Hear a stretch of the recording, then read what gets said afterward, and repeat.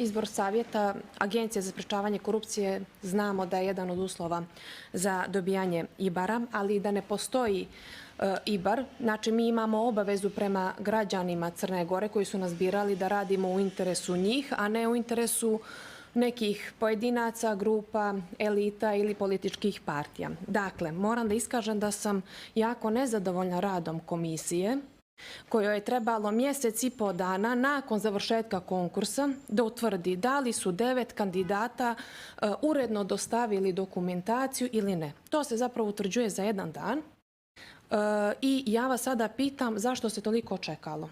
Stiče se utisak da Demokratska partija socijalista namjerno odugovlači izbor članova savjeta da se ne bi vidjelo šta zapravo agencija, šta zapravo direktorica Agencije za sprečavanje korupcije radi u kućnom pritvoru.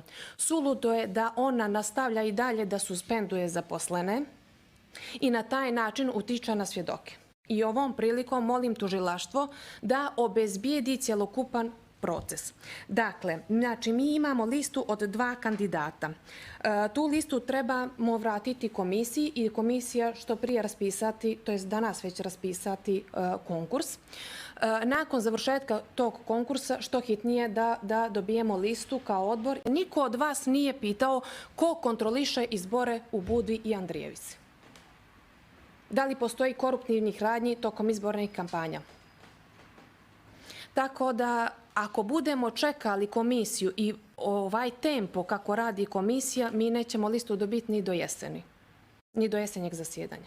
Hvala.